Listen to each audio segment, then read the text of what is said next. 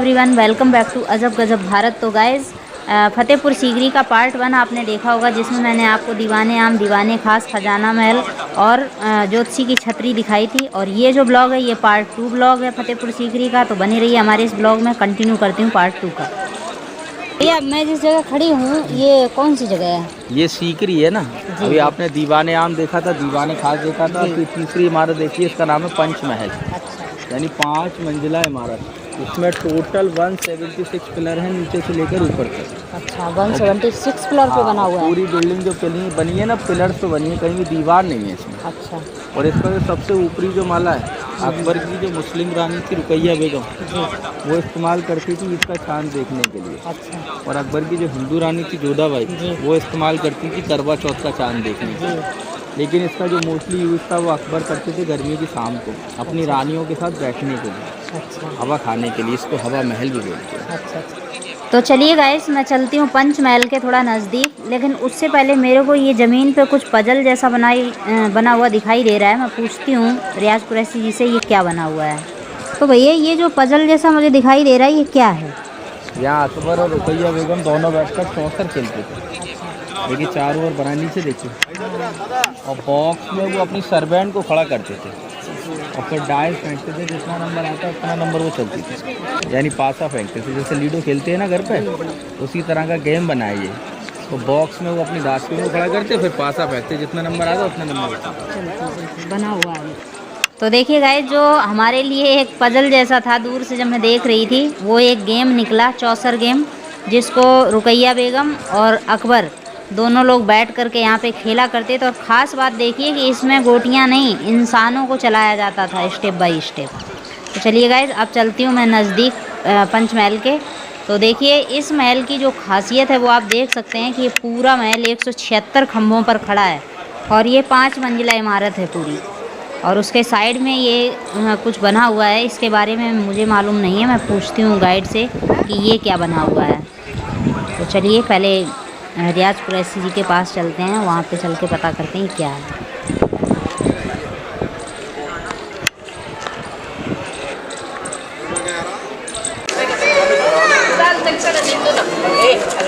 ये क्या है भैया? हाँ, ये वाला जी, ये है, इसको बोलते हैं मदरसा ए निस्वान। मदरसा बोलते हैं स्कूल को, ए निस्वान मतलब लड़कियों का। जो अकबर की सर्वेंट थी ना, उनकी चाइल्ड थी, स्पेशली गर्ल्स, उन्हें बाहर जाने की परमिशन नहीं थी, तो अकबर ने उनके लिए स्कूल इधर ही बना दिया। तो नीचे उनका स्कूल चलता था, ऊपर उनका लाइब्रेरी था। तो ये गर्ल्स स्कूल के नाम से जाना जाता है। अच्छा, इधर आइए। इस तालाब का नाम है अनूप तालाब। अनूप इसलिए बोलते हैं क्योंकि इसको जो बनाया था वो अनूप सिकरवार ने बनाया था, तो नाम दे दिया इसको अनूप तालाब। अच्छा। और बीच में जो प्लेटफॉर्म है वो है तानसेन सीट, यानी तानसेन के गाना गाने की जगह। अच्छा, तो तानसेन यहाँ बैठकर संगीत का अभ्यास करते थे। तो एक बार मुकाबला हुआ इसी जगह पर तानसेन और बैजू बावरा का। तो सबसे पहले तानसेन ने यहीं से गाया था दीपक राग, यानी दीपक जलने लगे थे। फिर उसके बाद यहीं से जवाब दिया बैजू बावरा ने मेघ मल्हार गाकर। अच्छा, यानी बारिश होने लगी थी। तो दोनों लोग बैठे यहीं थे? हाँ, और जिसके बाद जो बारिश हुई तो ये दीपक जले थे ना, वो बुझ गए थे। अच्छा, अब सवाल ये है कि अकबर ने इसको यहाँ बनाया क्यों? जी, तो पीछे वाली जो बिल्डिंग है वो अकबर का बेडरूम है, यानी ड्रीम हाउस, यानी ख्वाबगाह है उनकी। ये सामने जो मैं दिखा रही सामने हूँ वाली। अच्छा, और तानसेन का जो प्रैक्टिस टाइम था वो अर्ली मॉर्निंग था, तो अकबर अपने बेडरूम से ही तानसेन के गाने को सुना करते थे। अच्छा, और ये पीछे वाली टूटी इमारत देख रहे हैं आप, जो एल शेप में बनी है, ये अकबर की फर्स्ट वाइफ रुकैया बेगम का महल था। अच्छा, और रुकैया बेगम जो थी वो अकबर की चाइल्डहुड फ्रेंड थी। और इनका दूसरा नाम था टर्की सुल्ताना, क्योंकि इनका कनेक्शन टर्किश था, ऐसे रिलेशन में कजिन थी इनके। अच्छा, हाँ, तो आइए आप बेडरूम दिखाते हैं आपको। चलिए। तो गाइस, अनूप तालाब देखने के बाद अब हम लोग देखेंगे चल के अकबर का ख्वाबगाह, यानी कि बेडरूम, समर और विंटर दोनों सीजन का। लेकिन उससे पहले मैं 360 व्यू आपको दिखाती हूँ इस पूरे दीवाने खास परिसर का। और यहाँ पे कौन कौन सी खास बिल्डिंग्स बनी वो मैंने आपको दिखाई अभी तक। तो देखिए, इसका 360 व्यू इस तरह से है। तो देखिए गाइज, मैं पहुँच गई हूँ अकबर के ख्वाबगाह के पास में, और मैं यहाँ से आपको व्यू दिखा रही हूँ, देख सकते हैं आप। और अब चलती हूँ अंदर। यहाँ पे देखिए अंधेरा हो रहा है, अब मेरे को नहीं पता है कितना वीडियो क्लियर हो पाएगा।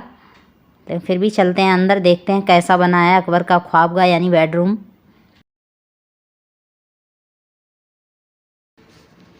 तो भैया कहाँ पे है अकबर का बेडरूम? यही है जिसमें मैं खड़ी हूँ, लेकिन यहाँ तो बहुत अंधेरा हो रहा है, फिर भी आप बताइए।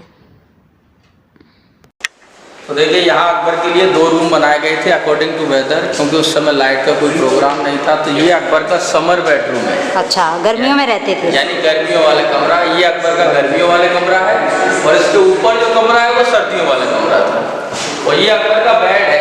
अच्छा, ये इतना बड़ा? हाँ, इसको बोलते हैं किंग साइज बेड। और इसपे जाने के लिए चंदन की सीढ़ियाँ लगाई जाती थी। अच्छा, वो इस समय तो है नहीं, जिसका इस्तेमाल कर अकबर बेड पे जाते थे। अच्छा। और ये पीछे वाला रास्ता देख रहे हैं? एक मिनट, ये अब बंद कर दिया गया है। किसी जमाने में रानियाँ इस्तेमाल करती थी यहाँ आने के लिए। अच्छा। और इसको ठंडा रखने के लिए इसमें रोज वाटर रखते थे, यानी गुलाब जल। अच्छा अच्छा। हाँ, तो ये अकबर का समर बेडरूम है, और इसके ऊपर वाला रूम है वो अकबर का विंटर बेडरूम। अच्छा, उस समय वो सर्दियों में रहते थे। हाँ। तो वो तो मुझे देखने को मिलेगा अभी? अभी दिखाते हैं आपको, आ जाइए। चलिए।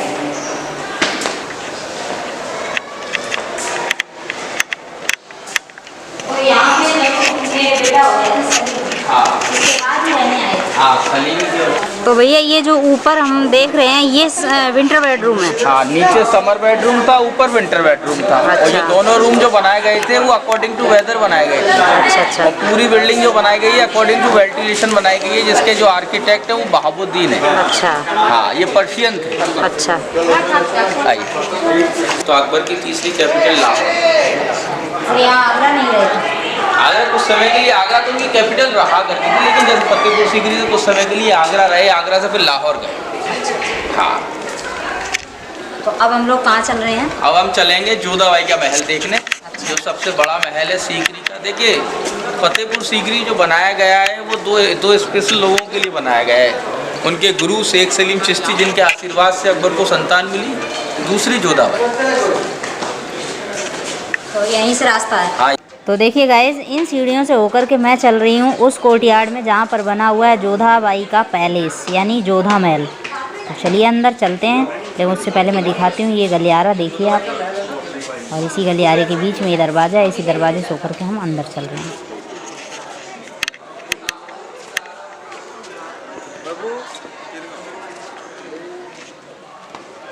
तो देखिए गाइस, मैं आ गई हूँ उस कोर्टयार्ड में, और मैं अभी गाइड से बात करती हूँ कि यहाँ पे क्या क्या बना हुआ है, वो मैं आपको दिखाती हूँ।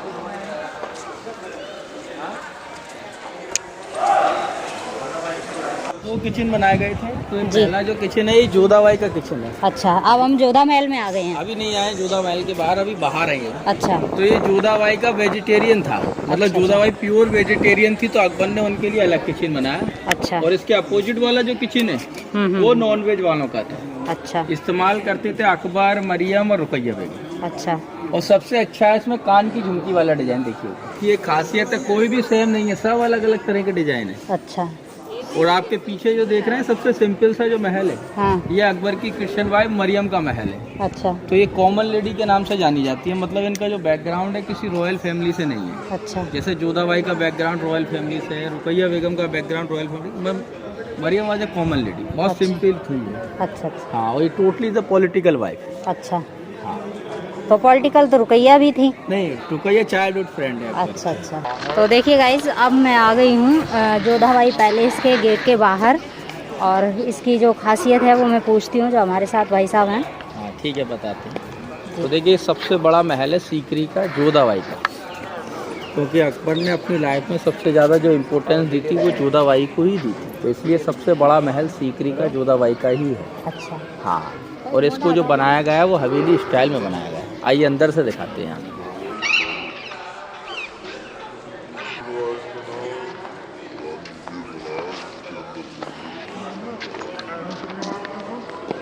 तो ये पूरा जो महल है ना, ये जोधाबाई का महल है जी। सबसे बड़ा महल है सीकरी का। और यहाँ जोधाबाई के लिए 2 रूम बनाए थे। इस साइड जो रूम बनाया गया है उनका समर बेडरूम है। अच्छा। और इसके अपोजिट जो रूम बनाया गया है उनका विंटर बेडरूम है। और दोनों में डिफरेंस क्या है कि इधर वेंटिलेशन के लिए जाली लगी है, तो वहाँ से ठंडी हवा आती थी, तो इसलिए इसको समर बेडरूम, और इधर से पैक है तो इसको विंटर बेडरूम। अच्छा। तो ये बीच में पौधा देख रहे हैं आप, ये किसी जमाने में तुलसी मंच थी, तुलसी का चौराहा है। और साइड से छोटे छोटे कमरे हैं। जी। ये दासियों के कमरे हैं, सबसे ज़्यादा दासियाँ जोधाबाई के पास। अच्छा। ये उनका मंदिर। अच्छा, यहाँ पूजा करती थी वो। सामने जो बॉक्स है ना, हाँ। उसमें राधा और कृष्ण भगवान की सोने की मूर्तियाँ थी। अच्छा। और जोधाबाई जो थी वो कृष्ण भगवान की बहुत बड़ी भक्त थी, तो उनके लिए अलग से मंदिर बनाया था। बिल्कुल बिल्कुल। हाँ, और अकबर ने कभी भी इनकी जो पर्सनल लाइफ थी उसमें इंटरफेयर नहीं किया। जी। जैसी थी ये वैसी ही रही जिंदगी। बता, ये जैसे है, ये यहाँ पे हाँ, ये दिखा रहे 4 गुम्बद जो देख रहे हैं, 1 2 3 4, और अकबर ने ये अगर लेडीज गार्ड रहा था। हाँ, ऊपर से सिक्योरिटी के लिए। हाँ, ऊपर से। तो ये सामने वाला बॉक्स है, उसमें राधा और कृष्ण की मूर्तियाँ थी। यहाँ पे मंदिर का है। मंदिर तो ये पूरा ही है, मतलब मूर्तियाँ वहाँ पे। हाँ, मूर्तियाँ। तो ये तो हर जगह बनी है, जैसे यहाँ वहाँ देखो। हाँ, ये पूरा जो बिल्डिंग बनी है ना, हिंदू स्ट्रक्चर के डिजाइन पे बनी है। आर्किटेक्चर जो है, हाँ, वो पूरा हिंदू हिंदू है। स्ट्रक्चर है, आप देखिए, गौर से देखिए। बिल्कुल बिल्कुल। तो देखिए गाइज, अब मैं जहाँ पे जोधा पूजा किया करती थी इस महल में, उस मंदिर में आ गई हूँ। और देखिए मैं अंदर से इस मंदिर को पूरा आपको दिखा रही हूँ, देख सकते हैं आप। और ये जो साइड वाइड से आप छोटी छोटी खिड़की देखेंगे दोनों तरफ, यहाँ पे सामान रखा जाता था। और बीच में जो ये आप एक चबूतरा देख रहे हैं, यहाँ पे जोधाबाई बैठती थी। और सामने राधा कृष्ण की हुआ करती थी सोने की मूर्ति। तो देखिए जहाँ पे ये लेडीज़ जा रही हैं, यहाँ पे होता था उनके पूजा का सामान। और ये छोटे छोटे आलों में रखी होती थी मूर्तियाँ। और जो आप सामने देख रहे हैं, ये है एंट्री गेट इस महल में आने का। और देखिए अब मैं इसकी सीलिंग दिखा रही हूँ आपको, ये कितनी सुंदर बनी हुई है। यानी कि जोधा का ये मंदिर है जहाँ पे वो पूजा किया करती थी। और आज देखिए जहाँ वो बैठती थी, वहाँ पे ये लोग बैठे हुए हैं, देख सकते हैं आप। यहाँ पे सेल्फी ले रहे हैं। और चलिए गाइज, मैं बाहर से दिखाती हूँ इस मंदिर को। तो देखिए गाइज, जोधा के कान्हा का मंदिर अब मैं आपको बाहर से दिखा रही हूँ, कितना खूबसूरत बना हुआ है। अंदर से मैंने आपको दिखाया जहाँ पे जोधा भगवान कृष्ण की पूजा किया करती थी। और अब जो मैं आपको दिखा रही हूँ, ये उनका समर बेडरूम है। यानी कि जब गर्मी का सीज़न होता था तो जोधाबाई इस पोर्शन को यूज़ किया करती थी। और अब जो देखिए मैं आपको दिखा रही हूँ, ये जो सामने ये इस महल में आने के लिए एंट्री गेट है। और अभी मैं आपको उनका विंटर बेडरूम भी दिखाती हूँ। ये तो समर बेडरूम है, सामने एंट्री गेट है। और अब देखिए जो मैं दिखा रही हूँ, ये विंटर बेडरूम है। यानी कि सर्दियों में वो इसको यूज़ क्या करती थी। डिफरेंस बस इतना था, उसमें जालियाँ थी, इसमें जालियाँ नहीं हैं। और ये देखिए आंगन में बीचों बीच लगा हुआ है तुलसी का पेड़। अब तो खैर ये तुलसी का नहीं है, लेकिन जब वो थी तो इसमें तुलसी का पेड़ लगा था, उसकी वो पूजा किया करती थी। तो दोस्तों, कैसा लगा आपको ये जोधा का पूरा महल? मैंने पूरा आपको विजिट करके दिखाया है। और यदि आपको हमारा ये वीडियो अच्छा लगे तो प्लीज़ लाइक करें, कमेंट करें और हमारे चैनल को सब्सक्राइब करें। मिलते हैं अपनी नेक्स्ट वीडियो में, तब तक के लिए जय हिंद, जय भारत।